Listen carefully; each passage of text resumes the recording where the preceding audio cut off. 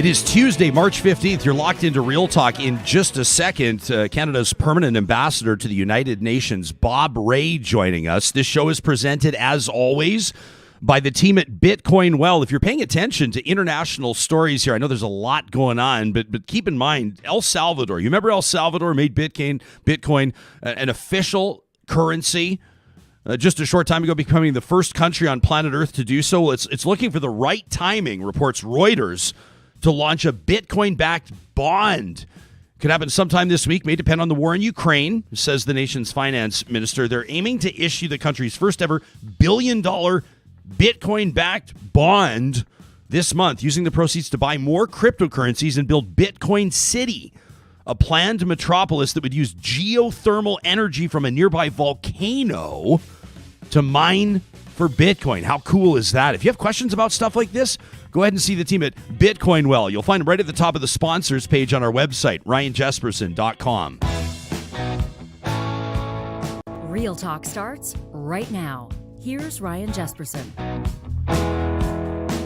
Looking forward to opening today's show, a conversation with Ambassador Bob Rae. Before we get into that, I want to set the table here with a quick clip. This is the Honorable Bob Rae. He's Canada's permanent ambassador to the UN, addressing the United Nations back on February 23rd. And he was talking about, obviously, Canada's role in the UN and the UN response to what's happening in Ukraine. Obviously, we're going to ask the ambassador what he thinks the response needs to look like diplomatically and otherwise. And, of course, there are huge implications. But let's let him put this in his own words. This was the Honorable Bob Rae back on February 23rd speaking to the UN. Proudly supports diversity and human rights. I look forward to seeing more. We're just going to shake that video up for a second, and that's just a bit of a clue of what's coming up a little bit later on in the show in today's edition of The Leading Edge, presented by Leading Edge Physio, a special feature. Johnny, I'm just going to go straight to the ambassador. Let's go right to the Honorable Bob Rae. He's the Honorable, obviously, Canada's ambassador to the UN, the former Premier of Ontario, former interim leader, Liberal Party of Canada. He was Canada's special envoy on humanitarian and refugee issues before all of this, and he joins us now live on Real Talk. Ambassador, thank you for making time for us, and a good morning to you. Good to be with you, Ryan. Thank you so much for the invitation. Yeah, you didn't pull punches in your address to the UN. You basically said there's no option here when it comes to Russia's choice. There's no choice. As a matter of fact, this is our expectation. Yeah, I mean, I think that the challenge we're facing now is Mr. Putin and his regime have clearly made a decision to treat Ukraine as if it's simply part of Russia that's in somehow a state of rebellion against Russia, as opposed to an independent sovereign country that he is invading. And the tactics that he is using are very similar to the tactics that he used in the past in Chechnya, when he leveled the city of Grozny, in Georgia, where he simply rounded people up and shot them, and in Crimea, where he unilaterally occupied that part of Ukraine. So I think the response from the rest of the world has to match the courage and the resilience of the government, the army, and the people of Ukraine, who I think demonstrated tremendous courage in dealing with the impact of this horrible aggression, which we watch on our TV screens and our computers and see them all the time. But I think we have to understand that these are real people who are facing an enormous challenge from the Russians. Ambassador, there's going to be a lot of people that are going to listen to or watch this interview that aren't going to have the most clear idea. I'm hoping you can take us sort of back to high school social studies class, maybe first year university, on the difference or the nuance between the United Nations response to or perspective on this and NATO's response to or perspective on this. Can you differentiate between the two for those of us that are just paying attention at home? Yeah, well, like NATO is a regional organization. It's an organization focusing on the defense and security of its member states.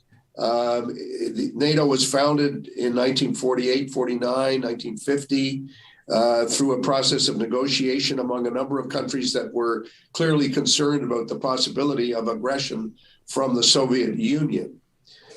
So that's NATO. And NATO has troops. NATO has member states that are defending each other. And the basic principle of NATO is what we call Article 5, which means an attack on one member of NATO is an attack on all, which has really been used most recently in Afghanistan when there was an attack on the United States in 2001, which everyone will remember, as we know now as 9/11. And the response of NATO was to say, well, an attack on the United States is an attack on all of us. So it was actually NATO that coordinated the intervention in Afghanistan against the Taliban. So that's important to remember. The UN is a very different organization. UN was set up after World War II. It was made up of all the countries at the time. Originally 47 countries. Now it's 193 countries. So the UN, you have to distinguish between what it does as an organization and the fact that it's really a forum that allows every country to participate and be part of this discussion about what should go on or should not go on. People often blame the United Nations for something when it says, though, the UN didn't do this, UN didn't do that. The problem with that is that it's sort of like blaming, if I may be parochial, Scotiabank Arena every time the Raptors lose. It's not, or the Leafs. You can't blame the arena. The UN is the arena. The arena is where we are. You've got to look at what are the member states, including Canada, willing to do to provide security and provide a response to aggression when it happens. So you've got representatives to the United Nations from many, many countries standing up and walking out as Russian representatives approach microphones. We've got a tweet like the one that you sent out just yesterday. Remarkable. Loved it, by the way. But you were responding here to the Kyiv Independent, Russia announcing new strikes against Ukraine, justifying them, calling them places of stay for foreign mercenaries. Says this from a country that claims to be negotiating their bombing, and we know they're lying because their lips are moving. I mean, there's candor, there's obvious statements of and demonstrations of tension here, but how significant are those when it comes to the diplomatic angles on what's happening right now? Well, my approach to diplomacy is that it shouldn't be an excuse for being wishy-washy. It should be a way for us to speak directly to each other about what we see. And I don't think there's any question that the Russians have been lying, and they use lying and propaganda as a tool of governing their own country, and also as a tool of war. We need to understand that. And if we take them, if we say, well, we should listen to what they have to say, you say, well, yeah, you should listen to what they have to say, but only because you need to understand that much of what they're saying is actually the opposite of the truth and the opposite of the facts, and that it's intended to deceive and it's intended to mislead. You'll remember, if you go back, play any clips back from January and February, you'll see that the Russians were telling us all the time, oh, don't worry about the troop buildup. That's just maneuvers. We're just training exercises. We're not planning to invade. Well, like hell, they weren't planning to invade. They were planning to invade. They were building up. And what's more, we knew it because they were moving things like hospitals and blood supplies to the border with Ukraine. Well, you don't move hospitals and blood supplies to a border unless you're planning to cross it. And that's exactly what they did. And that's why we called them on it when they were doing it. And we called them on it when the moment that President Putin announced the invasion of Ukraine, the Security Council of the United Nations was in session, and chairing the meeting was the ambassador from Russia. So, I mean, we have to understand the nature of what we're up against and who we're dealing with. And I think people understand that. I think most Canadians understand that fully well. I think they can see it every day. They understand what Putin is up to. And I think it's our job to call him on it. And frankly, one of my jobs in being at the United Nations is to use the United Nations as a place where we just tell it like we see it. And this is how we see it. This is how we're going to tell it. You talk about, you think that the average person realizes this. You think the average person knows this. We've had fascinating conversations with experts on things like cybersecurity and disinformation about, what the reality is most likely like.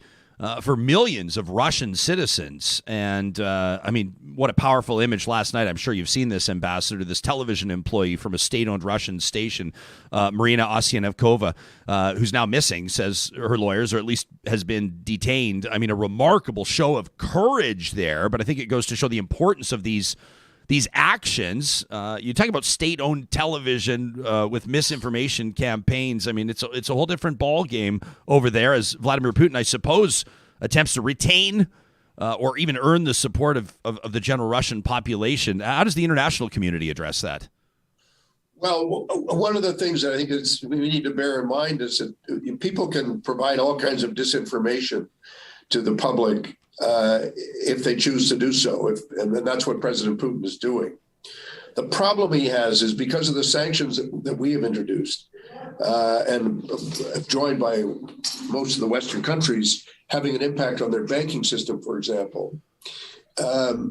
If you go to your bank machine and you can't take out money, and there are lineups everywhere because people can't get access to any supplies or food, if a president's publicity machine and propaganda machine saying is everything's fine, everything's okay, don't worry about it. Well, everybody has a built-in bullshit monitor, and I think when your own reality is the complete opposite of what is actually happening to you, then that has an impact. And I think we're seeing it in the 15,000 people have been arrested for demonstrating in Russia, and by the way, they don't get out quickly when they get hauled in. They're held. They don't have the same legal protections we have in Canada. So we all need to understand that this is something that is being experienced by the Russian people, and the Russian people themselves are fighting back in their own way. And we're doing whatever we can to get information to people and to get the accurate information. But there is this thing, Ryan, you'll know about from having talked to people about this. There's this thing called confirmation bias, which is that when you want to believe something, you tend to believe it, even if it's stretching the truth and stretching your ability to believe in it. And what we're seeing in Russia is a lot of that too. It's not easy to overthrow a dictator. We'll see what happens with inside Russia. He's got his hands on a lot of levers and ability to throw a lot of people in jail. They just applied for an extra 13 years in jail for Alexei Navalny, who's his main opponent, is his political opponent. The previous opponent, Nemtsov, was assassinated in the middle of Red Square. So, this is not a government that plays by the kind of rules that we're used to. This is a government that's based on thuggery. Think of a gangster or Al Capone being in charge of a country. That's what you've got here.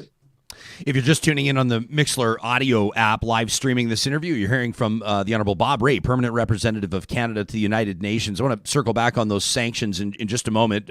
Ukraine's President Zelensky will address Canada's parliamentarians. We're talking to you 10:45 Eastern Time live. That'll come up in about a half an hour from now. Zelensky's been pleading with international superpowers. I'm not sure Canada would qualify. You've written about that nuance there, but he's been pleading for a no-fly zone. He's been asking for emergency admission to the EU, to NATO, etc. What do you expect him to ask of Canada, and what can Canada do in addition to sanctions at this point? What do you think is intuitive? Well, it's interesting. Anita Anand, who's our Minister of National Defense, is going back to Brussels. They were there last week. They're going back for another emergency meeting of the defense ministers of NATO. There's a lot of speculation about other meetings that might be taking place there. And that's really where I think some critical decisions are being made about how much more we can do for Ukraine, how much more needs to be done to provide the necessary protection and the necessary support for President Zelensky and his government and his people. I expect President Zelensky to be very candid. I don't think he's going to pull any punches. I think he's going to express appreciation for what we've done so far, and I think he is going to ask us to do more. I don't think any of us should be surprised by that. I think if any of us were in his position, we would do the same. He's provided a lot of inspiration And you'll remember that Churchill was in a similar position in 1940. Now, Canada had already agreed to go to war alongside Churchill, but the United States had not. And the United States, in fact, didn't enter the war against Germany until Germany declared war on the United States in 1941. So it's important to realize that what Zelensky is trying to do is mobilize global opinion. And what's fascinating about him is that he understood better than most political leaders that you can do this by directly appealing to the populations of a whole bunch of countries. That's what Churchill did in 1939, 1940 in the United States. That's what President Zelensky is doing. And I think we have to say not only that we admire his courage, but that we're going to continue to respond in a positive way to what he's asking us to do. Well, he's certainly tapped into something, hasn't he? I mean, the image of a head of state wearing a bulletproof vest out and about, taking obvious risk. I think just being out under open sky in a square in Kyiv or wherever he is, addressing people, utilizing social media, taking up arms. It's pretty unusual.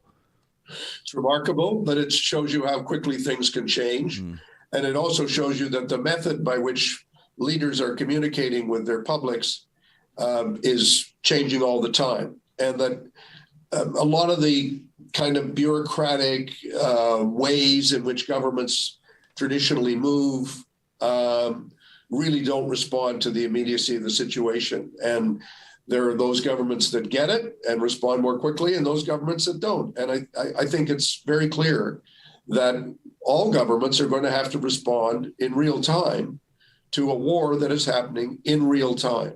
And I think that's what President Zelensky is going to be talking about.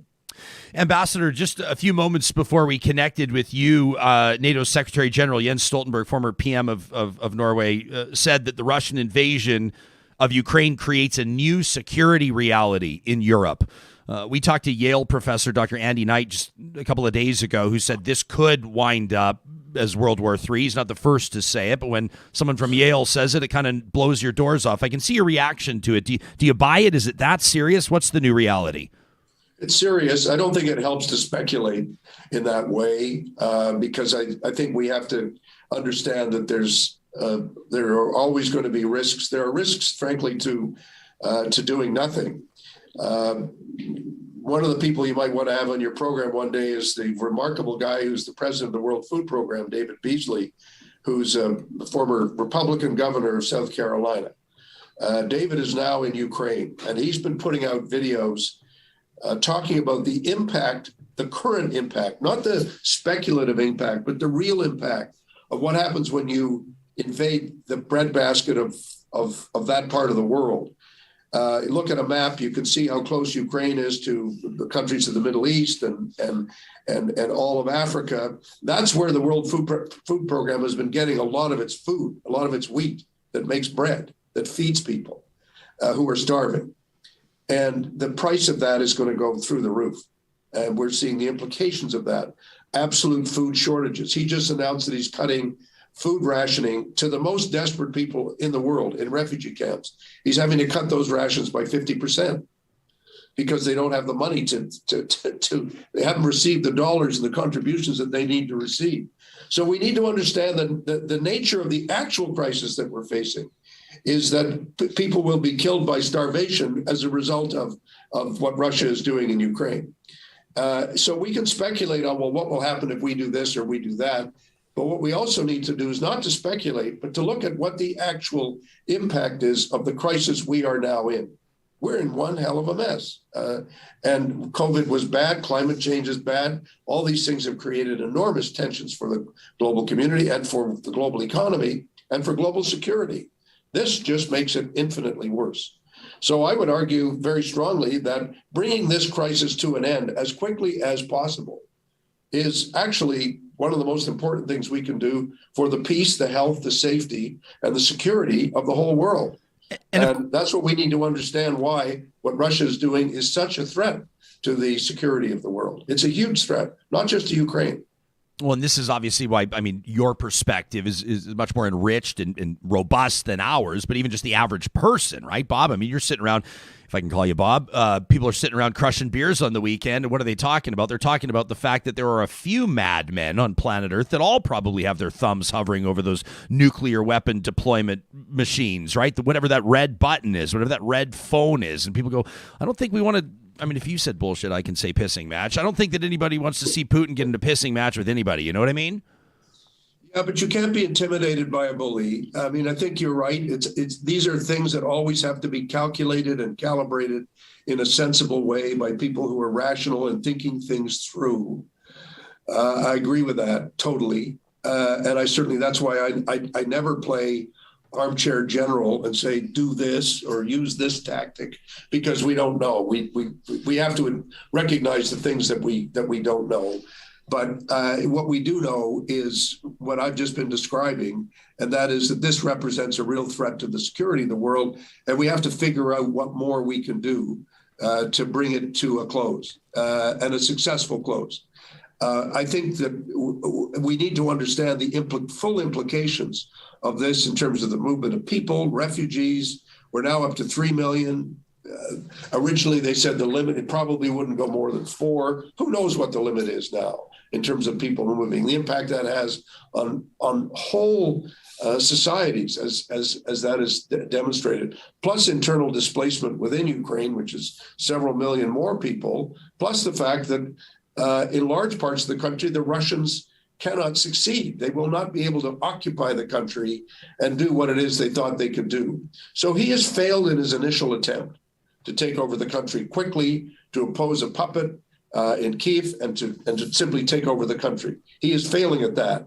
But what we need to understand is what he's continuing to do, and the desperation of what he's doing is having such a serious impact on not just Ukraine, but the rest of the world.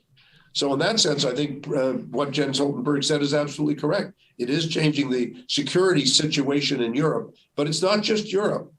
It's also Africa. It's parts of it just has a general impact throughout the world that we need to fully understand and embrace as we talk about what more our government and all other governments can collectively do.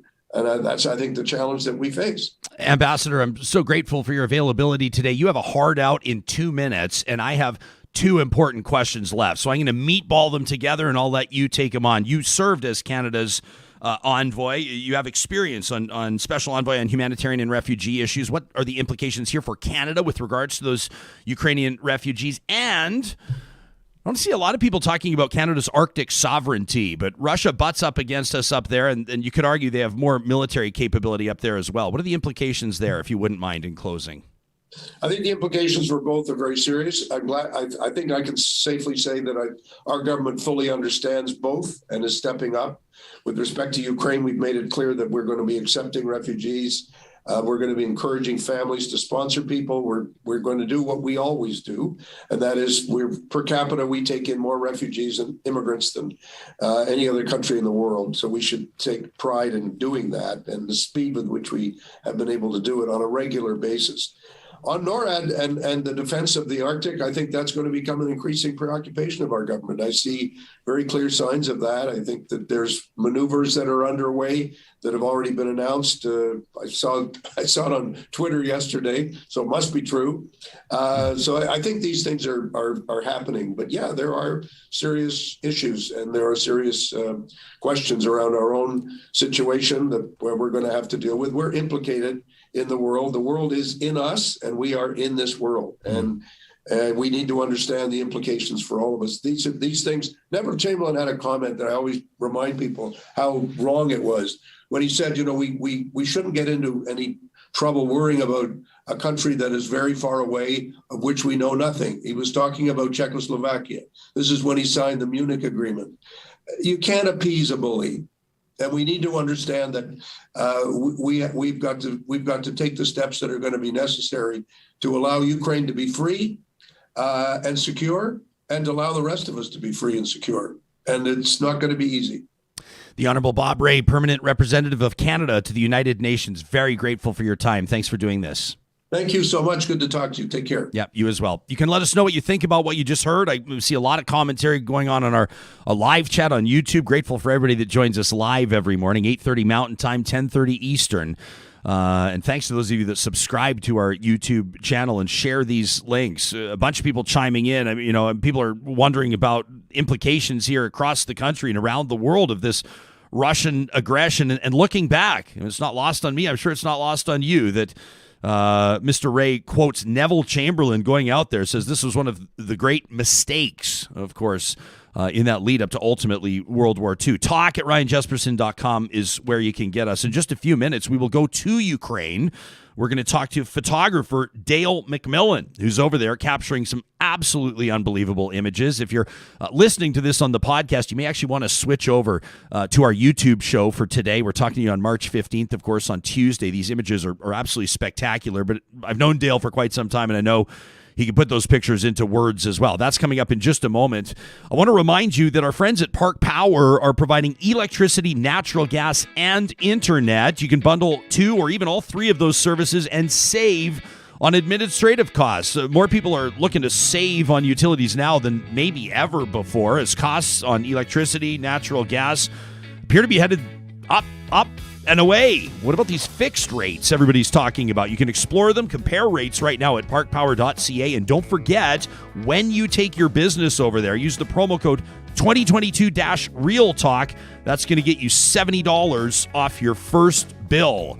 Our friends at Athabasca University want to remind you they are Canada's online university. You can check them out right now online at athabascau.ca. You'll be able to check out the programs and courses, determine what's the best fit for you. You learn at your own pace, which means if you want to hammer down and get those courses done over the course of a month or 6 weeks, go for it. If you need to take 6 months off to take a break, to let yourself settle a bit, no big deal. You don't fall behind because it's working at the pace you've designed for yourself. Customized learning at Canada's online university. That's athabascau.ca. And our friends at the Dairy Queens of Northwest Edmonton and Sherwood Park want to remind you about the new signature stack burger lineup. The burger menu looking better than ever before. You can check them out at the Dairy Queens of Palisades, Nemeo, Newcastle, Westmount, and Baseline Road. I personally recommend the Steakhouse signature stack burger. You can make it a single, a double, or if you're really feeling wild, make it a triple with those onion rings and bacon on top. And don't forget, right now this month, the special offering, the Mint Brownie Blizzard at the Dairy Queens of Northwest Edmonton and Sherwood Park. All right, let's get back to real life here.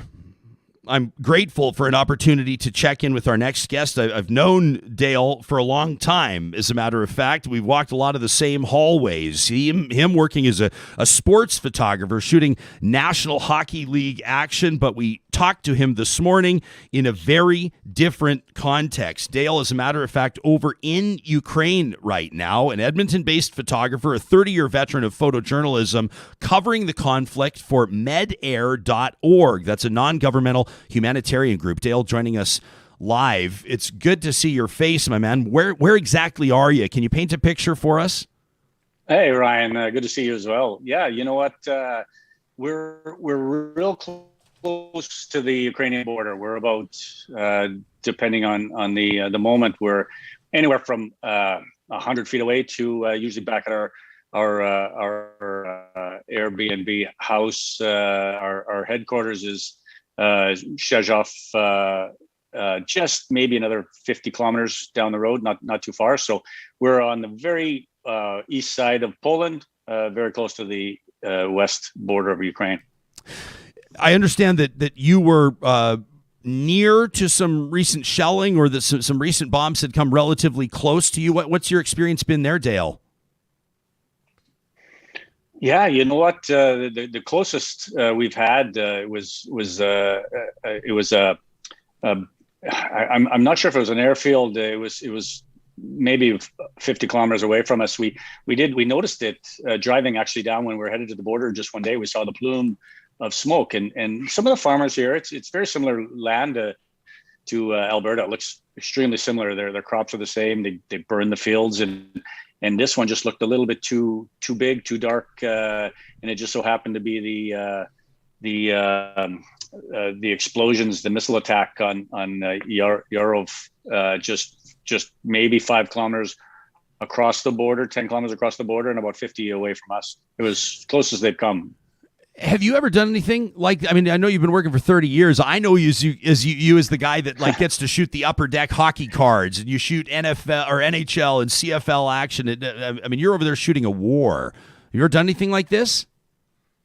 Yeah, well, I'm not shooting the war. We're just shooting the we're shooting the humanitarian side. So, to answer your question, no, I've never done anything like this. I think the closest I came was probably back when you and I both started my Edmonton Sundays. I think I mean I haven't even done news stuff in forever. So it's been eye opening. It's been emotional. It's been incredible, really, to see mostly, the droves of Ukrainians that are being forced out of their homes, but also the resilience in them that gets them across. Some walking 8 hours, 10 hours. They're getting dropped off the border, and then they've got to wait there as well. But it's been really unbelievable. Like you see some of these pictures here where they're waiting at the bus stations and train stations, and just a lot of these people have no idea where they're going. They're just getting themselves across the borders.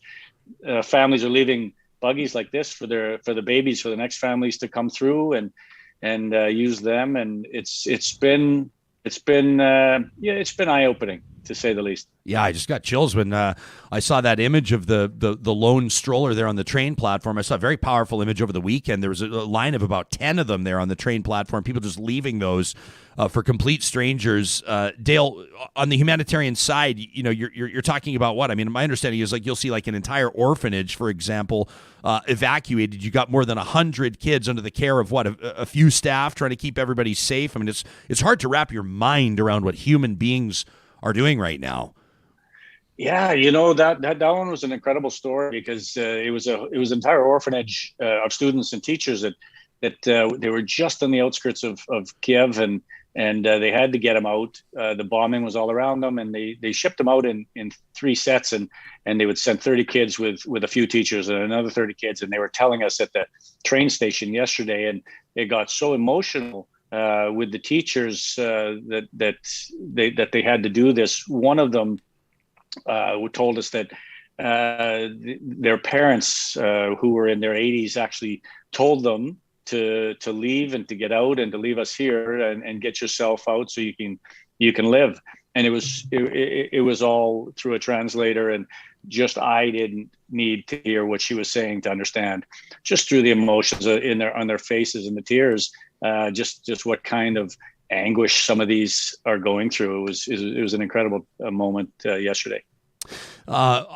Terrible story. I mean, there's obviously been many civilians killed here, including children, and I'm certainly not ranking the loss of one person over the loss of anybody else, but just considering your profession and the role that's brought you to where you are. News that Brent Renault, a New York Times journalist, was killed, an award-winning American filmmaker, on Sunday while reporting in a suburb of Kyiv, according to Ukraine's interior ministry. News like that, journalists, I'm sure that Michelle Lang. I know that many of our colleagues do. A journalist killed while reporting on war efforts or peacekeeping efforts, whatever you want to call it, in the Middle East. It lands a little bit differently, doesn't it, when it's somebody that's over there telling stories like you are?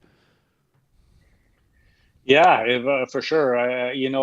Kudos to them. I don't think I would be one of those to go into the war zone. That's a whole different mentality for sure. And man, for those guys to go in and tell the story and actually, just love their job that much to put themselves in harm's way, but they also trust who they're with, and it's the same with Medair. We've been across the border, and they tell us it's safe, and they are good at their jobs, and we just trust them. So these journalists they're trusting their people that are surrounding them, and sometimes it's unfortunate. You don't really know obviously what the people are going to do on the other side, and they got caught in a pretty bad conflict. So I'm I'm mostly working on the Poland side and with the humanity side, and it's a lot different for sure. What's the vibe that you're picking up from the Polish people that you're talking to? But I think it's not lost on anybody that Poland is right there with regards to managing the refugee flow, but also should Russia desire to expand its aggression, Poland might be an obvious next target. Is that something that people are talking about there? I mean, is that something that's on folks' radar? Yeah, we ask a lot of questions when they're down there, and mostly I'm asking because I'm just curious, but I think Polish people, obviously for good reason, because they're so close, are a little bit nervous whether they do that or not. But Poland is a NATO country, and if they were to cross over into Poland, then it's a whole new ball game. I don't feel that that's going to happen, but I don't feel nervous being where I am on my side.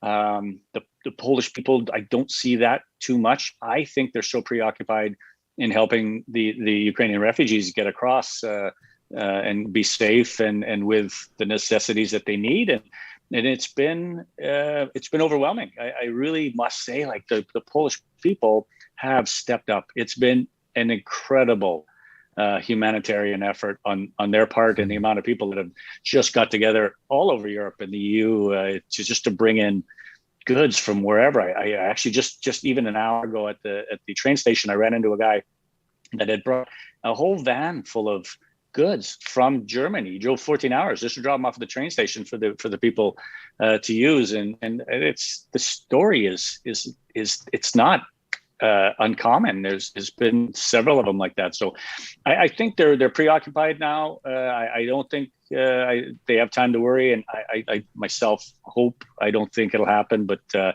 think NATO maybe has their back on this one. Yeah, I think so. We just saw a photo that you shot. Often that you talk about this man driving 14 hours from Germany. There will be countless stories of individuals that did remarkable things. It could be something as small as giving someone a bottle of water, or leaving a stroller, or perhaps sheltering someone in your home, whatever the case may be. Tell us about this person playing this grand piano, which appears to be almost in the middle of nowhere. What's the deal here? Yeah, so that's right at the border. When the people cross, these guys just showed up. There was 5 or 6 of them, and they wheeled this piano in, and they've been in a different spot each time, but they are right at the border. So essentially the people walk across, and they've literally, it's taken 8 hours to get a couple hundred meters across. The lineups are so long. They come through this corridor of humanitarian aid, and it's literally like walking through a market in a country where you would see trinkets and food and blankets, and you can buy what you want. This line, this path that leads to that piano is all the humanitarian aid. So they get their food, and they get their blankets, and people are handing them stuff left and right, all while this piano is playing at the end of it.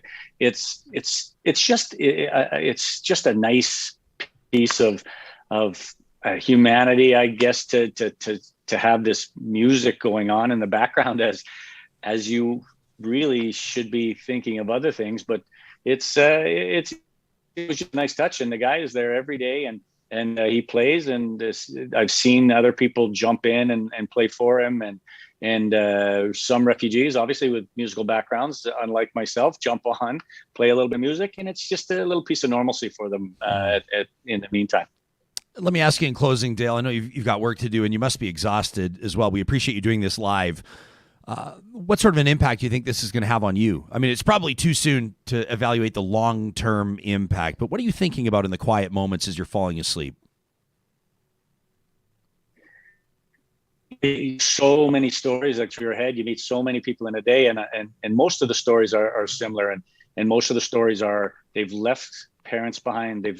All of them have left husbands behind, fathers behind, and you can't help but think as they walk across with their, regular suitcase that looks like mine, and their Canada Goose jacket, and these people are they're beauticians and store owners, and they're just like you and me, and you can't help but think that if this happened to us and we had to flee into the States for whatever reason, out of Alberta, it's incredible to think that what do you take with you and what do you leave? And these people just leave everything behind, pack it all in a suitcase, and they go. And it's unbelievable, how they can wrap, themselves around the fact that they might not ever go back. It's not easy to fall asleep, but at the end of the day, you're so tired that it just happens naturally. So, yeah, it's been an eye-opening week. It's been a tough week, but it's also been a great week, and the exposure to this has been awesome. It's been a great experience. Well, and Dale, I mean, the power of your images so important. They speak for themselves, and we talk about. I mean, I was talking to Ambassador Rae about this too, about influencing public opinion and educating the international community about what's happening there and what the reality is. And a huge part of that is a result of journalists and photojournalists that are over there. Thank you for making time to speak with us live from right near the Polish-Ukrainian border. I admire the work that you're doing, and I'm grateful for your time. All right. You're welcome, buddy. It's always nice to see you, and hopefully I'll be back soon. Yeah, you got it. That's Edmonton-based photographer Dale MacMillan joining us live. You can follow him on Instagram at Dale M. Photo. And, of course, you can check out more about Medair, the group that he's over there with, at Medair, Medair.org. Coming up in just a moment, we'll talk to criminal defense lawyer Kyla Lee, who's going to join us live from Vancouver. We'll talk about the fate of Jaskirat Sidhu, the man who pleaded guilty in that horrific crash involving the Humboldt Broncos hockey club. He's pleaded his case to stay in Canada, but it looks like that's not going to happen. We'll get Kyla's take on that in just a second. I want to remind you how proud we are to partner with the team at Friesen Brothers, a family-owned company for more than 65 years with, and it doesn't really do them justice to call them grocery stores, phenomenal stores in 16 Alberta communities. Family comes first, and for Friesen Brothers, that means putting quality food on the table and supporting local producers as well. So through the year, you'll find real Alberta beef, pork, chicken, turkey, tofu, honey, even from the bees on their rooftop. If you're talking about their South Edmonton store, which just celebrated its first anniversary, I want you to circle your calendar the first of every month. It's 15% off grocery purchases of $75 or more. You can learn all the details at friesen.com. Speaking of saving money, if you're going to be heading out of town, I see more and more people are spreading their wings. You're ready to travel again. You're ready to get somewhere hot, maybe swing the golf clubs for the first time in a while. Why not keep the money in your jeans by keeping your car or your truck at Jet Set Parking? If you go to jetsetparking.com right now, you'll be able to book in advance based on your departure itinerary out of Edmonton International Airport. You can book within 24 hours. You got to go 24 hours, but you can go all the way through till the end of 2022. And the promo code REALTALK gets you parking for $7 a day. That's right, airport parking for $7 a day. There's no catch using the promo code REALTALK at jetsetparking.com. Our friends at St. Albert and Sherwood Dodge want to let you know if you're looking at downsizing right now, if you're taking a look at fuel costs and you're looking for something a little bit more efficient, they've got a full lineup, including this Jeep Wrangler 4xE. Have you heard about this? This is the EV, the electric version of the Jeep Wrangler. I had a chance to drive one a while ago. Absolutely phenomenal. It's still got that classic Wrangler styling, obviously, and that Wrangler feel. If you know, you know, but you plug it in. You can find out more by shopping them online or in person at Sherwood and St. Albert Dodge. Well, this is a story that Canadians have been talking about for quite some time. Obviously, a high-profile story. 16 young people tragically killed when their bus, the Humboldt Broncos team bus, collided with a semi-truck driven by a man by the name of Jaskirat Sidhu. He was sentenced on March 22nd of 2019 to 8 years in prison. It was announced last week that he will be deported. He was losing his bid to stay in Canada following serving his sentence. Kyla Lee is a criminal defense lawyer out of Vancouver, specializing in impaired driving law, a highly regarded lawyer in the realm of impaired driving with an unparalleled string of success in courts and tribunals. She's renowned for her knowledge of the immediate roadside prohibitions. She's appeared as counsel in all levels of court in British Columbia and as lead counsel at the Supreme Court of Canada. Grateful to welcome her to Real Talk. Kyla, it's nice to see you again. It's been a while since we've had a chance to speak. It has been. It's nice to see you as well. Yeah, I mean, this is obviously a horrific circumstance, no matter which way you approach it. I want to get your take on this, and we want to clarify a couple of things as well. Canadians are talking about this candidly, but I'm not sure everybody understands the implications when it comes to the Immigration Act, when it comes to what an appeal could look like, when it comes to the options that Jaskirat Sidhu could have in front of him. You tweeted just a short time ago as the story was announced that he's lost his bid to stay in Canada. You say, this is awful. Take us into your perspective. Well, this is somebody who did everything that you could ask a person to do when they're being charged with a horrific crime like this. He didn't fight it out in court, dragging the families and the victims through the unnecessary expense and emotional turmoil of reliving the event through a trial.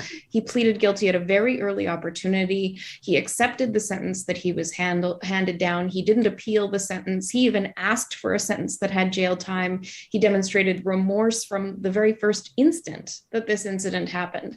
And it wasn't the type of situation either where he was involved in like drugs or alcohol, or where there was some sort of deliberate conduct on his part that led to the massive loss of life and injury that we saw in this case. This was a type of situation that I think we all can understand we could be in. He was just not paying enough attention and speeding a little bit and blew through a stop sign, and that's how this happened. So to me, it's really awful to see somebody who was contributing to the economy, was working, was making a good life for themselves, was newly in Canada, have everything taken away from them because of just a few moments of inattention on the roadway, and having done everything that we could ask as a society for them to do.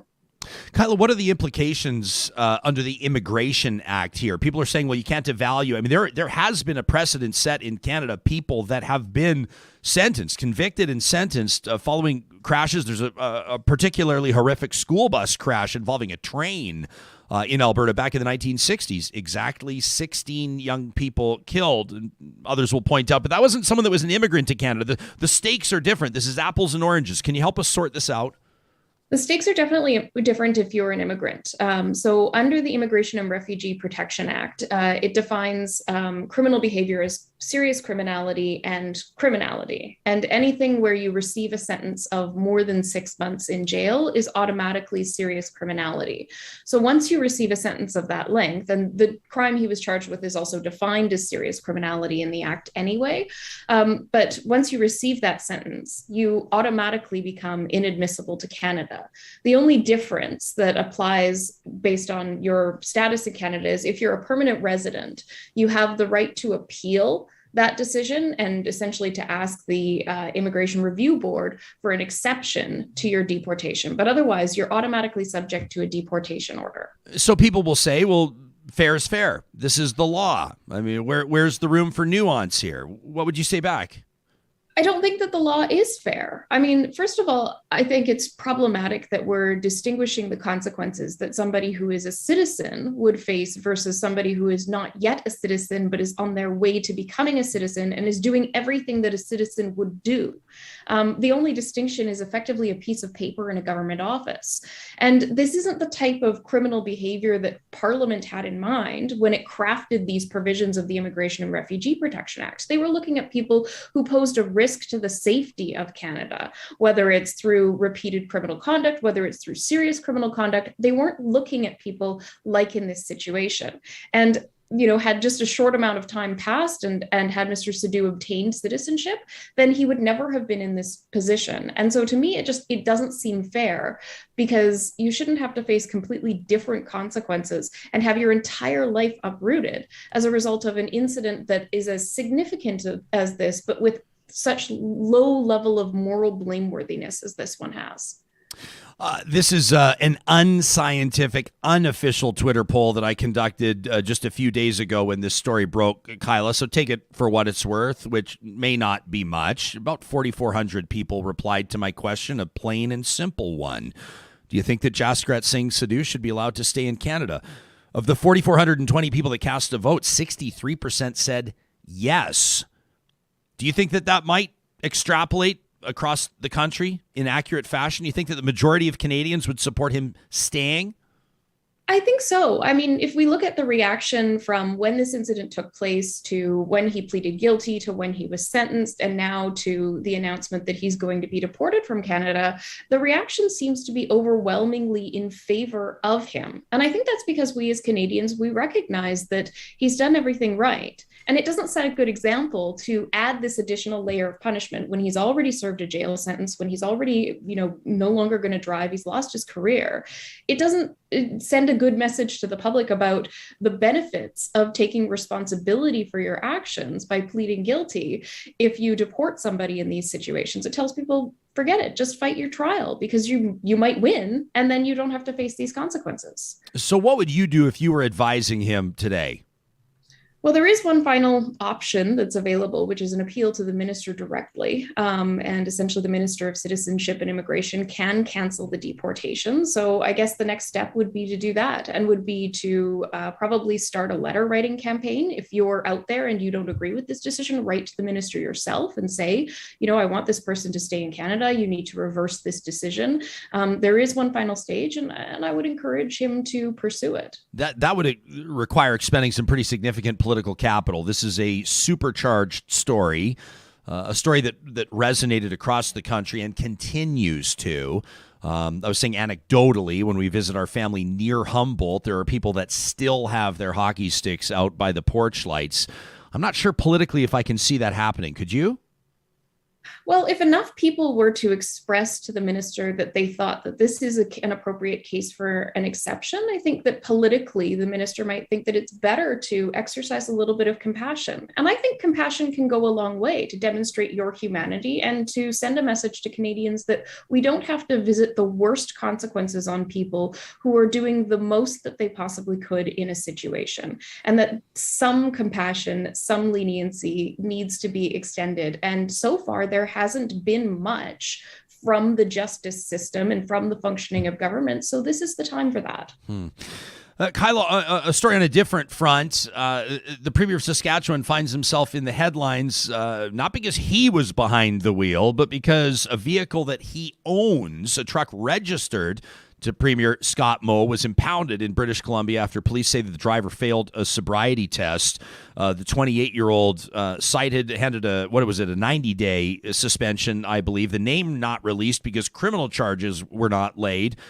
Is this a story or is this not a story in your estimation? Well, I mean, it's hard to say. On the one hand, I think it's important to bring to the public's attention as often as we can the consequences that can befall a person for impaired driving.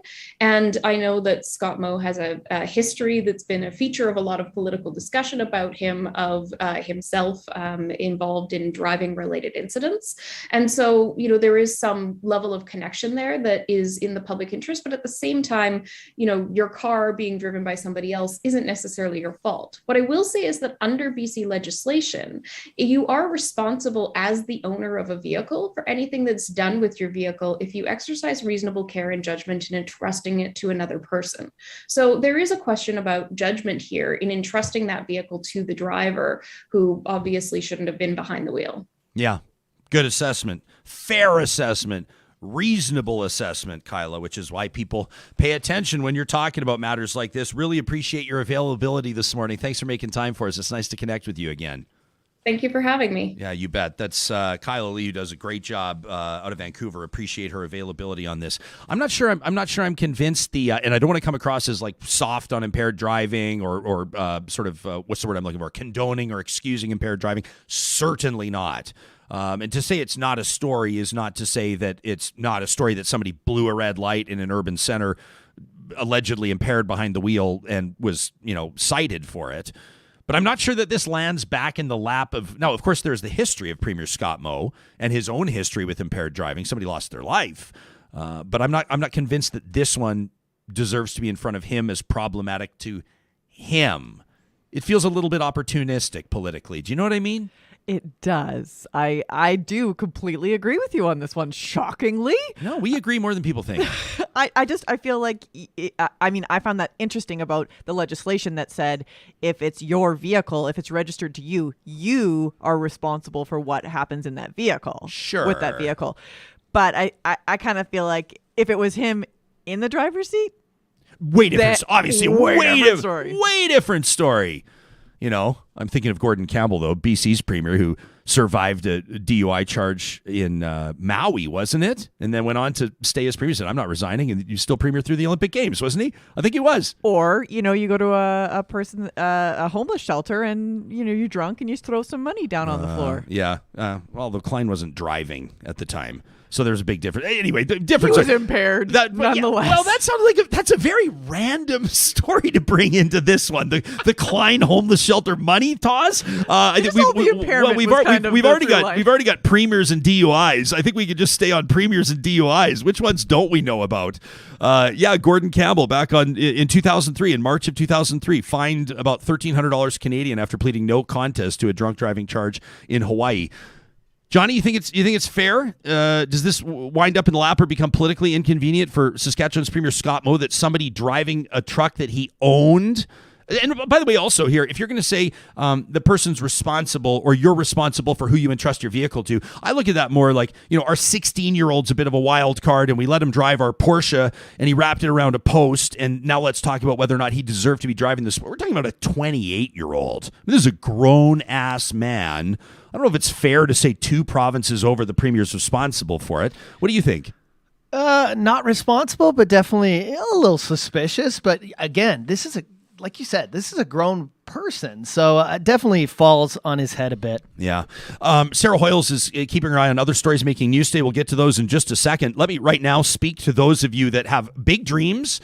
You're thinking of maybe developing the next innovative product. Maybe you already know what it is. Maybe you're taking a look at some of the world's problems around us and going, I think I might have what it takes, at least the enthusiasm and the drive and the intention to be a difference maker. Well, you have ideas? Nate's J.R. Shaw School of Business has the experts. You have the drive, they have the direction. You have the talent, they have the connections. J.R. Shaw School of Business grads apply and demonstrate their learnings beyond the classroom. Things like student competitions, networking events, even partnerships with industry on different internship opportunities. It's one of Western Canada's largest business schools, more than 6,000 students enrolled, including at the Margie Centre for New Venture and Entrepreneurship.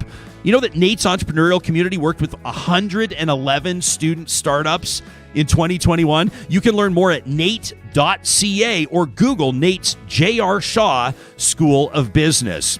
Our friends at Eden Landscaping, I know they're getting excited about spring because it means they get to get back out into people's front, backyards, and properties, bringing outdoor spaces to life. We had somebody reach out to us yesterday and say, hey, I'm looking for somebody to do some excavation in Parkland County. We went, they can do that. You can get in touch with Mike anytime. Check out what they're up to. Don't expect sort of they do sod and bushes and that's about it. These aren't necessarily guys that are in the niche that they can't take on the bigger, more complicated projects. In fact, Mike told me he's proud of what his team can do in turning around disastrous scenarios.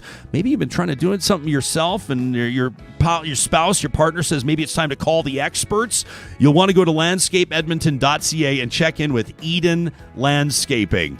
Speaking of leaving it to the experts, when installing solar, that is our ultimate recommendation. Stay off your roof. Stay out of those wires. Don't start going, rogue on things that, of course, could impact the safety of your family, including your residents. The team at Kubi Energy is Tesla certified. They only send journeyman and apprentice journeyman electricians up to do their installs across Western Canada based out of Kamloops and Edmonton. Go with the pros that are providing solar energy solutions to power your life at Kubi Renewable Energy. You'll find them online. Get your free quote today at kubienergy.ca.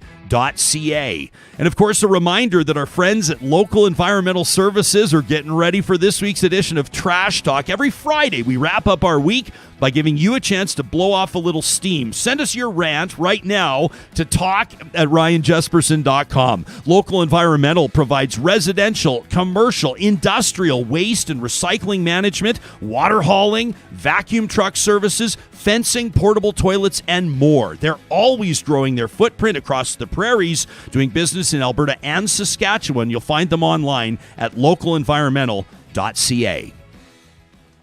Well, Hoyles, we talked to Canada's permanent ambassador to the UN, Bob Rae, about this remarkable show of courage by a Russian television employee. This was on a broadcast just a number of hours ago, and it's an image that's, of course, making news around the world. Marina Osianikova, an editor at state-controlled Channel 1, putting it all out there, holding up a sign that says no war. And her whereabouts is currently unknown. So it's been more than 12 hours. She's basically been disappeared at this point. We don't know where she is. Her lawyers say that they have been searching for their client, but have been unable to find her.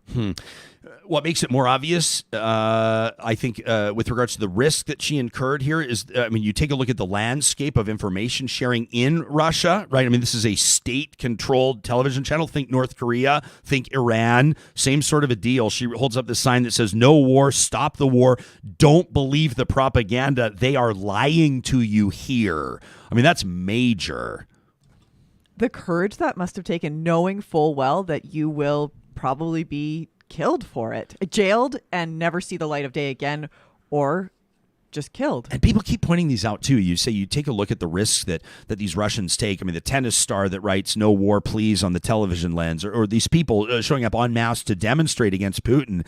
It's not just you; it's your family too, right? Bob Rae saying, "Imagine if Al Capone was in charge of Russia." He said that on the show today. I mean, this is who we're dealing with.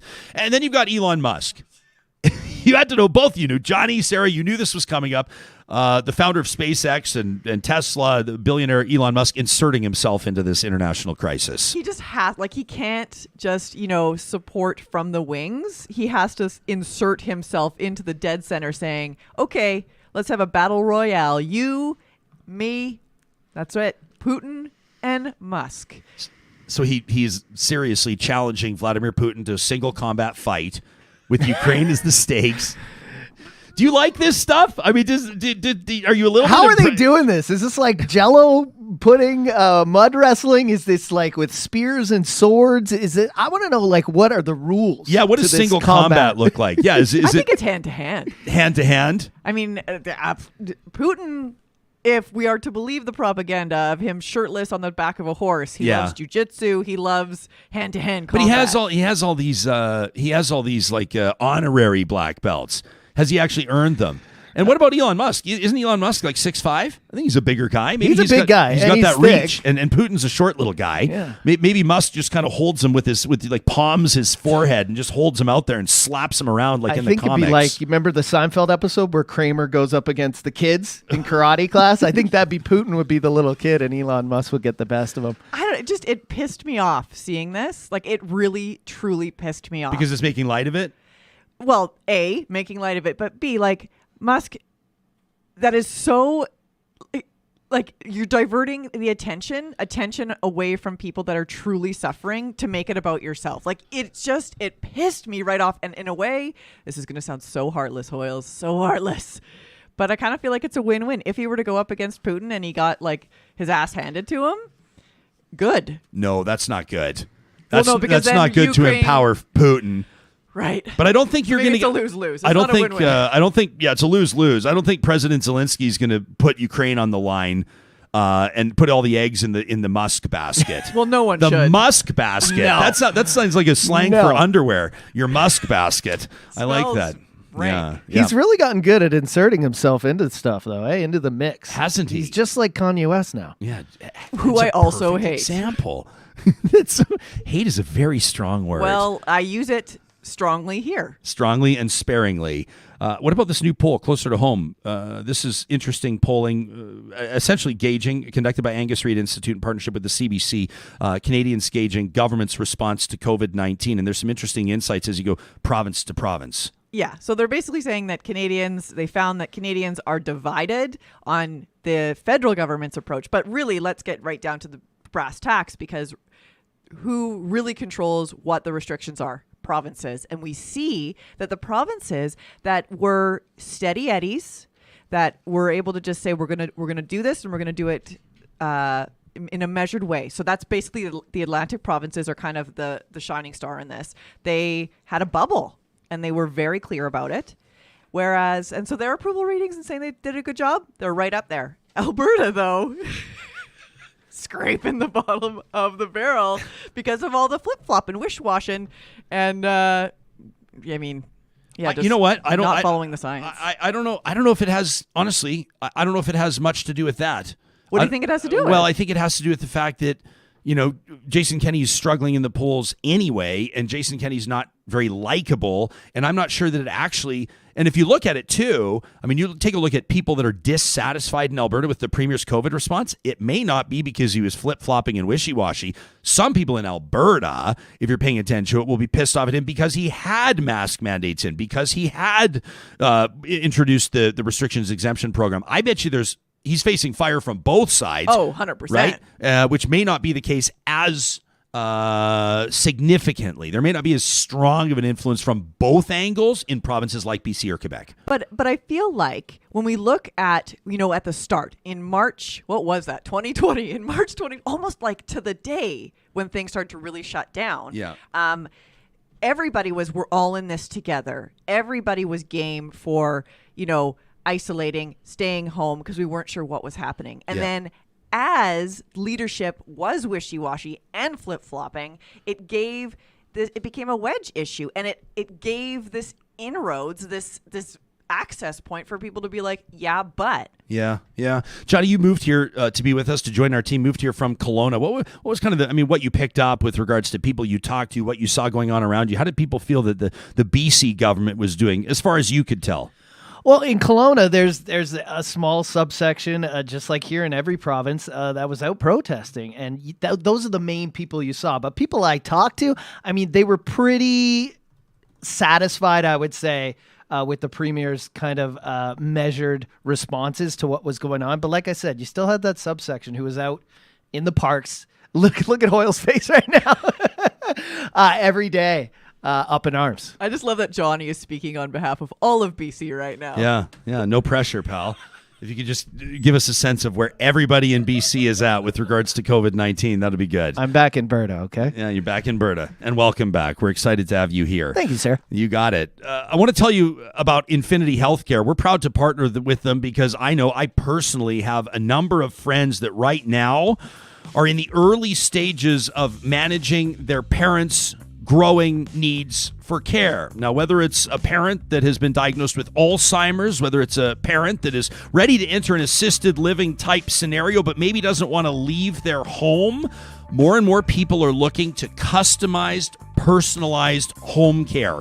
And that's exactly what Infinity Healthcare does with their personality matching service. They know that there are people that require more comfortable care. They want sensitivities around language fluency. Perhaps there are cultural factors at play. Infinity works hard to find the care that's the perfect fit for your loved one, and nobody signs on to the agreement till both parties agree. It's something they're very proud about. You can learn more about their business model at infinity-8.ca. And of course, you can find Infinity Healthcare under the sponsors tab on our website, ryanjesperson.com. Every Tuesday, we're so proud to partner with our friends at Leading Edge Physiotherapy to feature a person or an organization or a project that's changing the game, that's innovating in a way that nobody else has. It's a new feature that we call The Leading Edge. And in the spotlight this week, it's Pride Tape. You may have heard about Pride Tape. Advocate Dr. Chris Wells and creative director Jeff McLean knew that there was no out player in professional hockey, and the game needed something. The game needed to let young players know that LGBTQ 2S plus players were welcome. Looking at the equipment rule book, there was no strong regulation around the color of hockey tape. Now, the main draw to this project was that you could turn anyone into an advocate by just taping up your stick. The campaign took off quickly, with Junior Kids League's teams supporting the Kickstarter, and then all around the world, kids started making their own Pride Tape and sharing the campaign on social media. It's been an amazing project, even featured in the New York City Pride Parade. It's a simple, professional-grade sport tape, so it can be applied to hockey sticks, baseball bats, lacrosse sticks, football cleats, even finger tape-ups in basketball. Now, here's the really cool thing. Pride Tape won pretty much every advertising or marketing or branding award out there, but when you talk to the people that worked on the project, they never talk about the awards. They only talk about the impact. And that's why Pride Tape is on The Leading Edge. The Leading Edge is sponsored by Leading Edge Physiotherapy. They're here for you, locally owned and invested in their communities. Leading Edge Physiotherapy. Life shouldn't hurt. Coming up on Real Talk tomorrow, I'm looking forward to checking in with energy journalist Markham Hislop. You know him, the guy behind Energy Media. Markham's going to bring us up to speed on what it means to have Russian energy sanctioned, plus the bottom line for Alberta and Canada. And what are some of the angles that people aren't talking about? That's where we want to go, and it'll happen tomorrow. We'll talk to you then.